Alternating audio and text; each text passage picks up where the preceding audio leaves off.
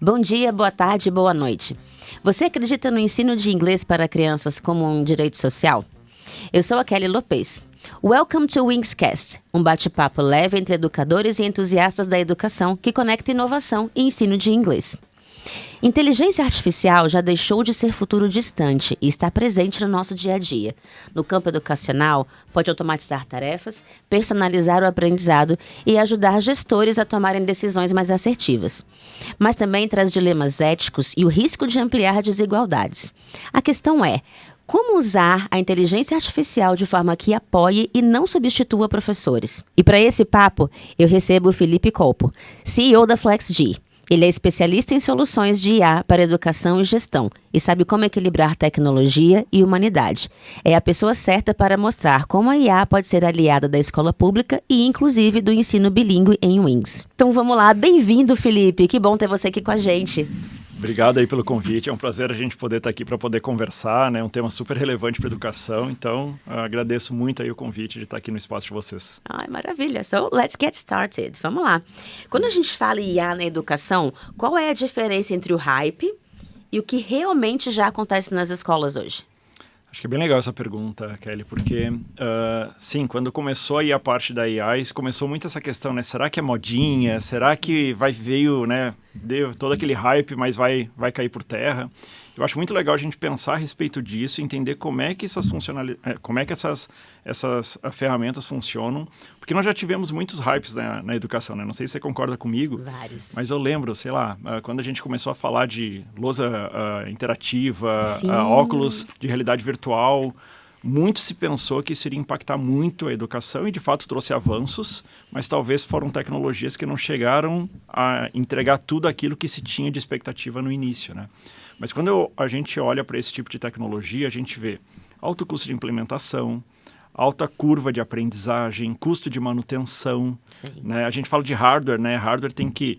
Você faz ali uma implantação, se você não der manutenção e investimento, aquilo cai por terra num curto espaço de tempo. Já quando a gente olha para a IA, é um outro cenário completamente diferente. Observa, baixo custo, baixíssimo custo, né? A gente trabalha hoje com ferramentas gratuitas e as ferramentas pagas elas têm um custo baixo. A gente está falando de uma curva de aprendizagem muito curta, né? Existe em tecnologia que a gente chama de aha moment, que é aquele momento que você entende para que serve. Sim. Tipo assim, se você entra no Spotify, na hora que aperta o play, entendi para que serve essa ferramenta. Em termos de IA, você tem um campo, muitas vezes, né? Pega o ChatGPT, né, como exemplo. Você pega um campo, você digita o que você quer, aperta um botão e você tem então é isso que entrega. É muito rápido a curva de aprendizagem. Com certeza. Então, quando a gente olha essas estruturas, parece não ser modinha. E outra coisa, desde que explodiu a parte de IA, vamos colocar aí o que é 1 ano e meio, a gente teve ali, né, a OpenAI foi a empresa que chegou a 1 milhão de usuários em menos tempo, né, foram 5 dias desde o seu lançamento, foi muito rápido. Muito. E se fosse modinha, o negócio já teria degringolado, porque já passou um bom tempo. E nós estamos aí, depois de 1 ano e meio, com as ferramentas de AI cada vez mais robustas. Isso é verdade. Então, assim, o que evoluiu de 1 ano para cá é absurdo, o que faz pensar que não é modinha, que não é hype, é uma nova maneira de trabalhar sociedade e a escola como um todo, ela tem que acompanhar, porque é um pouco do reflexo da sociedade, né? Como é que se organiza a sociedade. Você falou da lousa interativa, eu participei deste momento. E realmente a curva de aprendizagem demora. Demora, né? Demora, é. E o AI não. Então, a gente falou que, eu acredito também que não seja uma moda, né? Que seja uma coisa que veio para ficar. No entanto, como é que, nas escolas, qual que é o uso concreto? Como é que a gente dá exemplos mais concretos de uso aí de inteligência artificial nas escolas, em sala de aula ou até na gestão? Perfeito.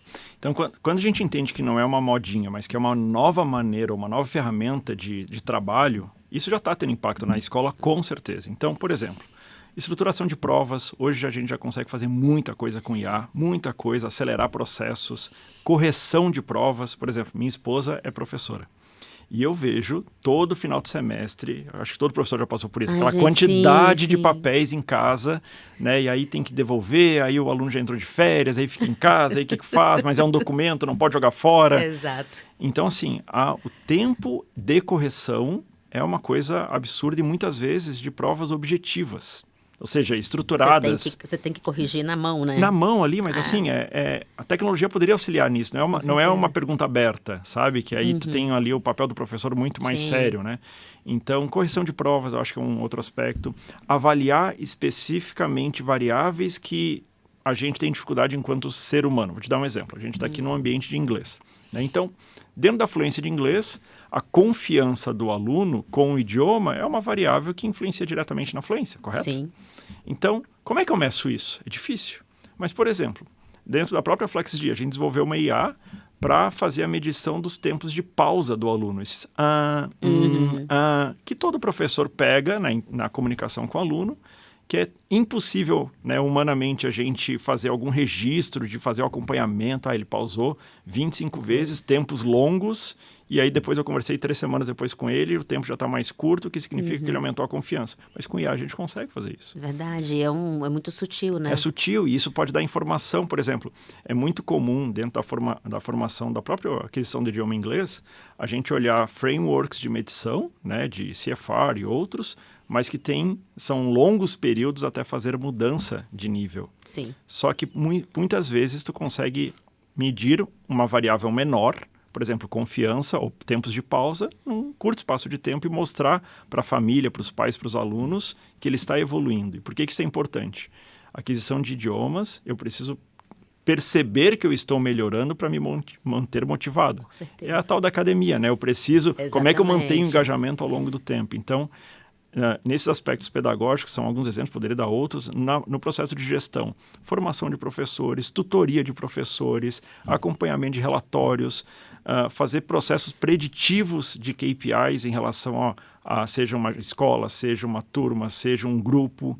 Então, por exemplo, eu utilizo muito na parte de análise de KPIs. Tu pega a AI, sobe um diagnóstico que você tem de um processo. Esse aqui é o meu diagnóstico. O que eu não estou vendo a partir desses dados? Então, muitas vezes a AI me traz, olha, isso aqui, falta isso, dá uma olhada naquele ângulo. Então, acho que isso é bem importante a gente pensar que tanto no aspecto pedagógico quanto de gestão tem muito impacto. E já está acontecendo. Eu acho que essa questão de você reduzir tempo, né? De coisas que você levaria muito tempo para fazer, que a AI consegue fazer para você rápido. É isso aí. Você ter economia de tempo nisso para você pensar em outras estratégias, de repente, pedagógicas, outras estratégias de gestão, né? Faz muito sentido. Mas ao mesmo tempo, a gente fala sobre essa economia de tempo e tudo mais, mas isso não vira mais uma burocracia? Eu acho que nós digital, temos mas uma burocracia. Sim. Mas eu acho que tem um princípio que a gente tem que ter. Se não diminuir o tempo de preparação de algo, não foi eficaz.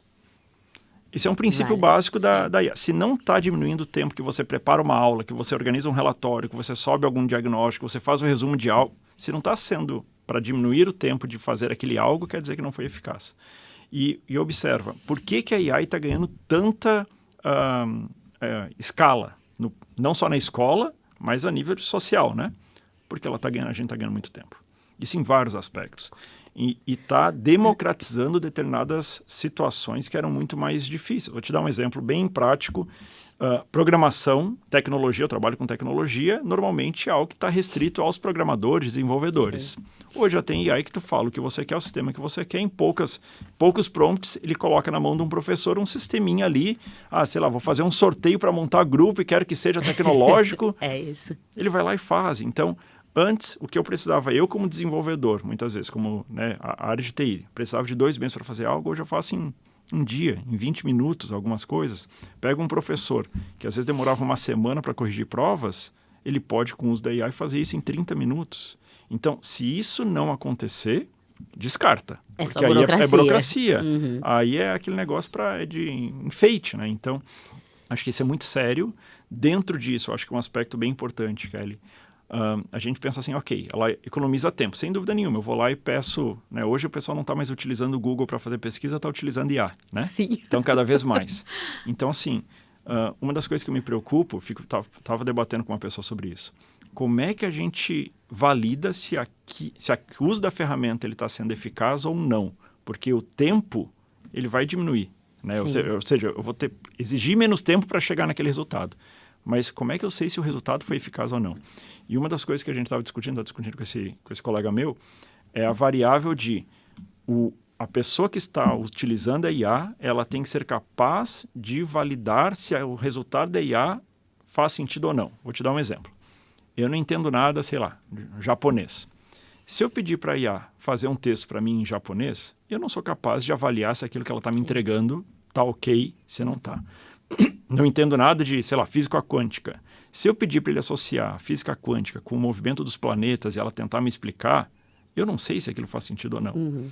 Agora, dentro dos meus campos de conhecimento, e aí que tem relação com o tempo, dentro dos meus campos de conhecimento, eu consigo avaliar se aquilo que ela está produzindo faz sentido ou não e poder orientá-la, porque IA é um ambiente aberto. Então, na hora que a gente faz isso, de um campo de conhecimento nosso, dentro do nosso dia a dia, aí eu consigo ganhar tempo, porque eu sei o que eu quero, eu consigo imputar a informação correta, eu consigo gerar algo que eu tenho controle e orientá-la a fazer o que eu quero. Porque se for num campo que eu não domino, aí muitas vezes eu vou cair na burocracia ou naquele conteúdo que ele é rápido de ser feito, mas ele não faz nenhum sentido para o objetivo educacional ou enfim, aquele objetivo que eu tenho. De fato, mas acho que a economia de tempo é realmente dentro da nossa área de conhecimento, é uma grande vantagem, né? Isso. E você ter tempo para não pensar nessas, ganhar esse tempo para você conseguir investir esse tempo em outras coisas, Em outras né? coisas, exatamente. Em outras coisas. Que aí para não cair naquela ideia que a IA vai me substituir. Não é substituição. Essa é a questão, né? Hoje os professores têm medo. A AI vai substituir. A AI vai substituir. Como é que a gente desconstrói essa ideia na cabeça do professor, assim, da gente, da educação, que a gente tem esse... Eu lembro que isso... Mas isso já acontece há muito tempo, né? De que tecnologia assim. ponto, vai substituir o professor. Vai substituir o humano. Então, é assim... Como é que a gente mostra que não exatamente? De novo, dentro do campo de expertise e conhecimento dele. Porque se eu chegar e colocar a IA dentro de um aspecto que ele não esteja trabalhando no dia a dia, é um negócio que fica muito longe, até às vezes assusta. Eu falo, caramba, faz isso? Nossa, como? Agora, se for dentro do âmbito de atuação dele, mas isso que eu demorava 5 dias, isso torna uma ferramenta de trabalho. E essa ferramenta de trabalho me economiza tempo para eu poder ter mais tempo para fazer outras coisas que eu não consigo. Então, por exemplo, personalização do ensino. Esse é um tema crítico dentro da educação, correto? Sim. Todos concordamos com isso. Como que o professor vai personalizar o ensino se ele tem, às vezes, 40, 50 alunos por turma, dá aula para várias turmas, muitas vezes trabalha em 4 colégios, 5 colégios para fazer renda? Sim. É desumano pedir para ele personalizar. Assim, é difícil. E acaba que não faz, né? Porque é humanamente impossível, não tem como, exatamente. Agora, se eu tenho um processo que permite ele dar, por exemplo, ele vai colocar um homework, tá? Então, pessoal, estamos trabalhando, vamos falar de inglês, estamos trabalhando aqui com, sei lá, a parte de pronomes ou, sei lá, present perfect, que é sempre um tema crítico, né? Sempre tema crítico, enfim. É um tema crítico. Enfim, e homework para casa, até semana que vem todo mundo faz. Mas vamos considerar que a IA... não existe um conteúdo pronto. Ele só fala qual que é o objetivo. A IA tem um cadastro ali dos alunos de qual que é o tema de interesse deles. E aí ela vai mandar um homework considerando. Este aqui gosta de futebol. Então ele vai fazer o Present Perfect dentro desse tema. Aquela outra aluna, ela gosta de arte. Então ela vai fazer sobre isso. O outro aluno gosta de ciência. Ele vai fazer sobre... Todos vão trabalhar a mesma conteúdo da estrutura da língua, que é o objetivo dele. Por outro lado, cada um dentro dos seus temas de interesse. Mas isso é incrível, né? Pensando sobre a personalização mesmo, porque você vê que a gente traz, tudo bem, eu vou trabalhar o present perfect, que seja, cada um dentro do seu tema. Então, eu estou trazendo a voz do aluno também. É isso. Né? Eu vou engajar mais ele. Exato. Eu vou fazer com que ele se interesse mais. Só que, veja, aí eu estou usando a IA como uma ferramenta do professor. Porque não tem como substituir do tipo assim, tira o professor, IA é algo dentro da sala de aula, um corpo, uma entidade que vai estar lá trabalhando com os alunos. Não existe isso. Contudo, como uma ferramenta de conseguir fazer com que... A gente fala muito na FlexGil o seguinte, é muito interessante isso. A gente não acredita que o professor, muitas vezes ele é comparado com o super-homem, a Mulher Maravilha, como, né, ele tem os superpoderes. Sim. A gente não acredita nessa tese. Não acreditamos. A gente é humano, não somos ETs. Não vamos romantizar, né? Mas nós gostaríamos muito de transformar o professor no Homem de Ferro. Como assim no Homem de Ferro? Já gostei. Porque o Homem de Ferro ele é um ser humano, ele não é um extraterrestre, ele não tem superpoderes, mas ele tem a tecnologia a favor dele. Gente, adorei isso. Isso que faz ele ter superpoderes. É isso que faz ele ir para um patamar que ele não seria possível. O super-homem vai lá, tem o raio que sai dos olhos, começa a voar, congela. Exato, é ele. O Homem de Ferro é a tecnologia. Então, a gente faz essa analogia para explicar que o professor ele pode ir para um outro patamar de ensino, por exemplo, a personalização, Sim. se ele tem a tecnologia como apoio. E aí, como que ele faz para ele entender que não vai ser substituído? É pegar alguns desejos ou objetivos ou problemas que ele tem que enfrentar dentro de sala de aula e colocar a tecnologia como ferramenta para superar esses problemas ou chegar nesses objetivos. Aí a gente começa a olhar a IA como, né, uma ferramenta, Sim. da mesma maneira que a internet é uma quadro. ferramenta, o quadro é uma ferramenta, né, o ambiente é uma ferramenta. Sim. Né, então, imagina, por exemplo, vamos falar de avaliação, que é um tema super crítico dentro da educação também, além da personalização. Sim. Hoje a gente faz uma avaliação que nós buscamos, né, nós enquanto sociedade, ser o máximo formativa possível, correto? Isso é um Sim. debate amplo, né? A formação ela não tem que encerrar em si mesma, ela tem que ser formativa. Agora, Sim. vamos pensar o professor de novo, numa semana ele vai ter o quê? 300 provas às vezes para corrigir? Como é que ele vai fazer o processo formativo de 300 pessoas que têm necessidades diferentes? Agora, se eu tenho um banco de informações com as provas de esse aluno, que eu vou acumulando o histórico avaliativo dele e peço para IA fazer uma avaliação desse percurso e não só da avaliação. Sim. E colocar alguns propostas de atividades, proposta de homework, proposta de reforço escolar, ou isso a IA pode fazer.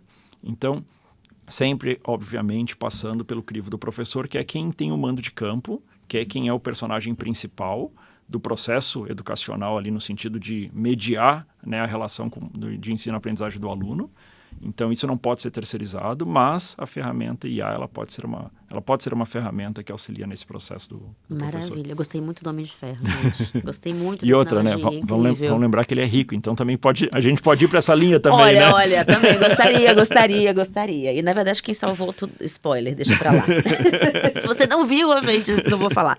Vamos lá. Agora a gente falando sobre escola pública, né? É claro que existe uma diferença aí. Quão realista é essa promessa, né? De conseguir personalizar. O quanto isso é realista dentro da escola pública? Sinceramente, eu acho que após pandemia, eu acho bastante realista. Porque a gente teve, no meu ponto de vista pelo menos, um histórico de pré-pandemia ter um certo rechaço à tecnologia dentro de sala de aula. Sim. A gente sabe hoje, né, a tecnologia em si, se mal utilizada ou se... né, enfim, hoje o professor ele compete com o celular e dentro de sala de aula é uma competição desleal, né, do ponto de vista de todas as técnicas de engajamento que rede social, etc. usa. Então é uma competição desleal para o professor. Muito. Né? Então a gente teve muito rechaço até a pandemia de um certo, na minha visão, não sei se é um preconceito ou um rechaço, mas assim, calma, a tecnologia não pode entrar nesse espaço de educação. Uhum. Contudo, com a pandemia, um processo que já estava acontecendo foi muito acelerado. Não é que a gente teve que colocar a tecnologia, que a gente trouxe a tecnologia para dentro da sala de aula. A gente teve que, porque era o único jeito de continuar. Não tivemos escolha. Então, após o processo, né, pandêmico, né, que infelizmente foi um trauma aí para o planeta, né, mas hoje eu vejo dentro do âmbito público, por exemplo, um mercado muito mais aberto para o uso da tecnologia, porque entendeu que pode ser um processo eficaz, se bem utilizado. Então, tecnologia não é panaceia universal. Né? Não adianta chegar lá e colocar um device, como a gente até comentou, né, os movimentos que teve, né, as modas que surgiram. Sim. E que parecia que ia revolucionar tudo. Então, tem que ser muito bem planejado, pensado, que aí, de novo, entra muito o gestor, o professor. Não dá só para jogar, então beleza, vou dar acesso ao ChatGPT para toda a rede municipal. Não vai funcionar, não vai acontecer nada. Outra coisa, a gente fala muito na Flex de... Hoje, criar um exercício no ChatGPT é assim, né? Demora 30 segundos, 10 segundos. Mas exercício sem o ambiente, seja um ambiente tecnológico, seja um ambiente de sala de aula, de como é que eu vou aplicar aquilo, ele também não funciona. Então, eu tenho que... Não adianta só ter o conteúdo estruturado. Eu tenho que ter toda a experiência do aluno estruturada. E isso a IA não faz. Né? Então, é preciso fazer isto, mas eu vejo hoje... A sociedade entendeu, com a pandemia, que a tecnologia ela pode ser um importante aliado no processo de ensino-aprendizagem. E eu vejo hoje, sinceramente, de maneira muito realista, essa possibilidade da área pública estar utilizando IAs, só que não é IA ChatGPT, ou seja, o ChatGPT ali é um prompt, mas como é que a gente utiliza dentro de ferramentas que se utilizem de IA para criar determinadas determinadas experiências do usuário. Por exemplo, comentei com você o homework, né? Não tem como eu fazer... ok, Felipe, então eu sou um professor da rede pública, eu quero fazer isso. Cada aluno meu vai ter um homework contextualizado. Ele não vai conseguir fazer isso. Porque precisa de uma ferramenta que se utiliza de IA para alimentar isso. Então, eu acho que cada vez mais no mercado estão surgindo ferramentas que se utilizam de IA. Isso não é só na educação, é em todas as áreas da sociedade. E a educação, se não embarcar nessa, vai ficar descontextualizada, porque não é modinha, é uma nova maneira que a sociedade está se organizando. Ganhou uma nova ferramenta da mesma maneira que ganhou a internet lá atrás. É uma ferramenta. Não resolve por si só, não termina nela mesma, mas se a escola não entender que surgiu uma ferramenta nova que impactou a sociedade inteira, a escola vai ficar bastante para trás. Né? Bastante para trás. Verdade. E aí a gente falou de receio com tecnologia, a gente está vendo hoje, né, a questão do mau uso, enfim, de todas as questões de acesso, segurança de dados, desigualdade de acesso. Quais são esses maiores riscos como é que você enxerga os maiores riscos da inteligência artificial na educação? Existe um processo de informação LGPD que eu acho que vai muito além da IA, né? Eu acho que é um processo hoje que nós, enquanto educadores, legisladores, né, políticos, cada vez mais está se debatendo isso, porque eu acho que é uma questão fundamental de estruturação social. Mas quando você pergunta assim do meu viés educacional, eu acho que tem um aspecto que a gente ainda fala pouco sobre IA, que é da mesma maneira que já tem hoje vários estudos que mostraram que as redes sociais acabaram impactando a maneira que o jovem pensa do ponto de vista... Hoje tem estudos, por exemplo, que pela primeira vez a nível social, o QI médio diminuiu. Né? QI foi um processo que sempre aumentou. Sim. E então, assim, é a primeira vez que isso acontece. Existem vários livros linkando uma coisa com a outra. Né? Por exemplo, e falando de rede social, né? Existem estudos, tem um estudo do MIT que eu gosto muito, mostrando os impactos na maneira que o cérebro funciona, porque o nosso cérebro ele sempre procura atalhos, é uma maneira de preservar energia, né? Então é fisiológico. E hoje o impacto de você ter muito acesso à rede social, isso impacta o próprio desenvolvimento cerebral, impacta negativamente. Né? E de onde eu associo isso? Porque hoje o jovem ele vai lá, ou a sociedade, nós vamos lá, damos uma curtida num post e entendemos que fizemos o nosso papel de apoio social. Né? Então tem uma causa que eu quero, existe um problema social, eu preciso mudar, eu sou a favor de mudar, e o meu papel é ir lá e curtir um post. Acabou, já fiz minha parte. Então, assim, a gente tem um processo acabamos indo mais para um processo mais superficial, quando a gente olha para a rede social. E eu acho que isso mesmo pode acontecer e ser ainda mais sério na parte A. Porque, por exemplo, eu, enquanto educador, eu estou acostumado a pensar em plano de aula, a jornada do aluno, jornada do professor, estruturação de raciocínios complexos, e agora eu tenho uma ferramenta que me ajuda. E se eu começar a colocar tudo nisso e parar de pensar? E se eu colocar tudo nisso e tirar o meu senso crítico do processo? Eu acho que o maior risco, do ponto de vista pedagógico, que a IA pode trazer a nível social, é a gente se acostumar a não pensar, a só pedir. Hoje, nas redes sociais, eu acho que a gente está acostumado a não ler, né? A gente parou de ler. Como a gente consome é completamente diferente. Notícia, você lê manchete, você não vai ler o detalhe, né? Exatamente. Então, é um processo de como é que eu tenho contato com a informação. Na IA, eu acho que não é no nível da informação, é no nível do raciocínio. E aí eu acho que é mais sério. Então, se eu me acostumar a parar de pensar e só pedir, eu acho que a gente tem um risco grande do ponto de vista de sociedade que precisa aprofundar criticidade, auto e heterocrítica, raciocínio lógico.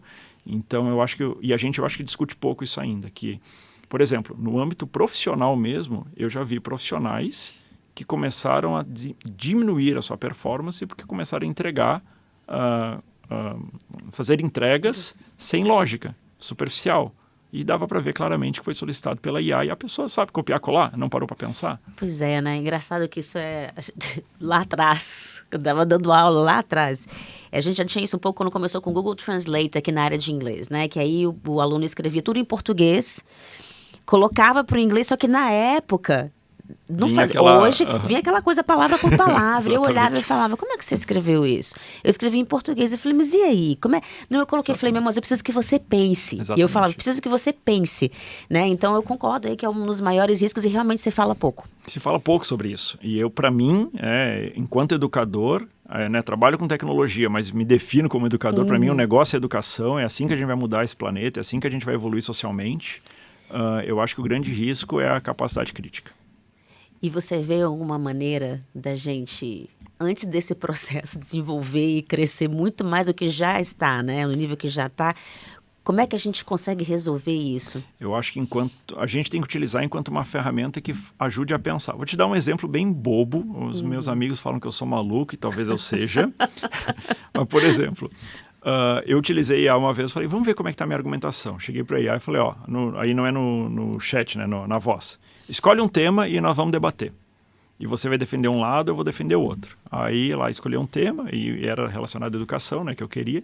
E eu passei debatendo com a IA ali uns 15 minutos.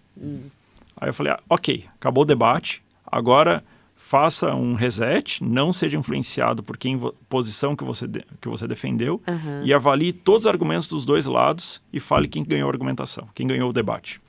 E aí, felizmente, ele colocou que seus argumentos foram melhores que os meus. Ufa. Tá. Aí foi bem interessante. Falei, agora avalie os meus argumentos e mostre os meus gaps. O que eu não vi, o que eu deixei passar, o que eu poderia ter ido numa outra abordagem. E ele me deu um diagnóstico que eu falei, caramba, eu deixei passar muita coisa e de fato tinha razão. Então, veja, ali é uma brincadeira, sim, mas que eu quis testar o meu raciocínio crítico. Então, eu acho que a gente não pode perder essa motivação do querer pensar mais, sabe? Como é que... Eu gosto muito de desafio cognitivo, sabe? Eu sou aquela pessoa que... Minha esposa fala, quanto mais difícil, mais o Felipe está motivado. Adoro. Então, essa parte de querer pensar, do aprofundar as premissas, de entender sobre lógica, de raciocinar, eu acho que isso a gente não pode perder, e aí é utilizando a IA como uma ferramenta. Se a gente utilizar ela como sendo ela por si só, sabe, ela achando que ela vai resolver nossos problemas porque ela é super inteligente, afinal é inteligência artificial, eu acho que a gente cai numa superficialidade que vai nos acomodar e não vamos utilizar, inclusive, o potencial que ela tem. Agora, se a gente for utilizar o potencial que ela tem, eu acho que... E outra, essa brincadeira que eu fiz, eu não sei se você já viu um filme chamado, que é dentro da educação, chamado O Grande Debate. É um professor americano... Washington. Exatamente. É fantástico esse filme e eu acho que ele traz muito essa questão de... eu vi o filme e falei, cara, deixa eu ver como é que está a minha capacidade de debater, de argumentar. Então, eu acho que a gente não pode perder o professor. E aí entra o aspecto. Isso nunca vai ser feito pela IA. Esse instigar o aluno a pensar, sabe? Isso é a maneira, é o trato do professor com o aluno, é o professor enquanto referência no processo educacional, é aquele gatilho que tu usa com aquele aluno porque tu sabe que aquele tema ele gosta e ele vai ter um... Insubstituível. Isso é insubstituível. Não tem condição. Esse é o dedo do professor no processo de ensino-aprendizagem e é uma maneira, eu acho, que a gente tem, confiar no professor mais do que na IA para fazer esse desenvolvimento do senso crítico, utilizando de novo a IA como uma ferramenta. Eu acho que é isso, até a clareza de que IA é um recurso, né? Isso. É um recurso. Importante, muito importante. E assim, a gente vai trazer um pouco agora para o Wings, né? Temos aí uma parceria. Como é que o Wings pode integrar a inteligência artificial, o ensino de inglês, sem perder a essência lúdica, a essência formativa? Você falou um pouquinho sobre isso, mas como é que a gente traz isso aqui para o Wings, para dentro de ensino de inglês? Então, eu acho que o primeiro é na sua própria pergunta, que é sabendo o que cada um quer. Porque se é uma ferramenta, se é um recurso, eu tenho que saber para que ele serve. Então, se a essência da Wings é a parte lúdica, é o ambiente de ensino-aprendizagem, ok, quais são essas premissas? E isso eu vou manter, porque eu vou usar uma ferramenta para reforçar isso. Eu não vou usar a ferramenta isolada do que eu já faço. Então, por exemplo, eu tenho aqui uma parte lúdica muito forte. Show.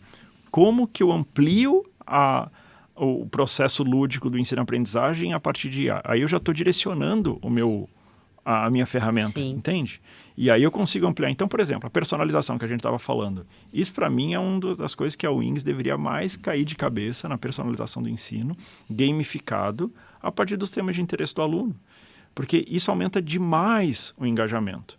Então, se eu gosto de viagens, por que não eu não posso aprender inglês falando sobre países? Se o aluno ele gosta do jogo Y, se ele gosta do jogo X... E por que não eu posso fazer um ambiente de aprendizagem da língua a partir desse tema de interesse? Se ele é fanático por futebol, ele gosta do Palmeiras, do Flamengo, do Grêmio, por que não falar da história do futebol? da história da seleção. Se ele gosta de filmes, de atores, não, o sonho dele é virar atriz, é virar ator, é trabalhar em produção de filme. Por que não que as atividades lúdicas sejam em cima daquilo que ele gosta, do tema de interesse?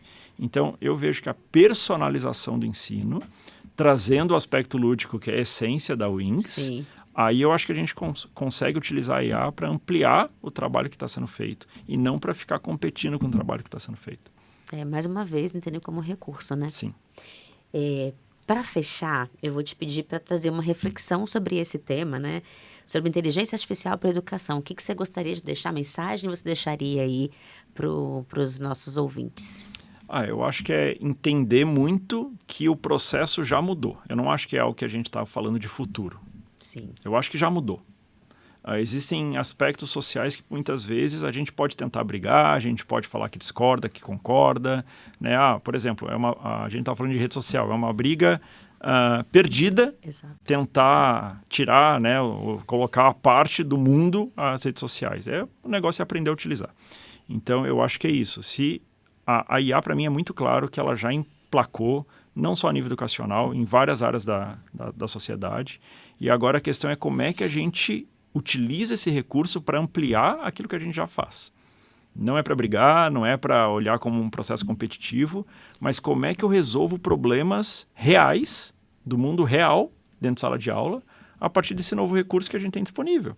Existem aspectos que a gente já vai conseguir de imediato, existem aspectos que vão ser um pouco mais para frente, porque a IA está se desenvolvendo, mas como é que eu utilizo ela para resolver os problemas reais e, no meu ponto de vista, o que a gente deveria, enquanto educador, mais investir hoje é no processo da personalização, porque eu acho que a gente vira jogo, a gente muda vidas quando a gente personaliza a partir do interesse do aluno, e talvez seja a ferramenta que surgiu no mercado que seja mais aderente à ideia da personalização do ensino até hoje, que a gente já teve contato. Então, eu pensaria muito nessa personalização, tanto do professor, talvez, como que ele dá aula. Ali também há um processo de personalização, quanto do aluno, como é que ele aprende. Maravilha, maravilha, muito obrigada. Eu vou levar o Ironman para minha cabeça agora, eu vou usar nas minhas formações, inclusive. Adorei o Ironman. Muito, muito obrigada, Felipe, por estar aqui com a gente. Eu que agradeço o convite, foi muito legal aí poder trocar um pouquinho de figurinhas aí com você. Maravilha. A inteligência artificial não substitui, potencializa. Em Wings, acreditamos que tecnologia deve estar a serviço da educação e que professores e gestores seguem sendo protagonistas dessa transformação. Obrigada, pessoal, para quem ficou com a gente até o final desse episódio. Compartilhe esse conteúdo com quem você acha que precisa ouvir. E quem quiser encontrar a gente por aí, segue a gente no @WingsEducacão. See you next time.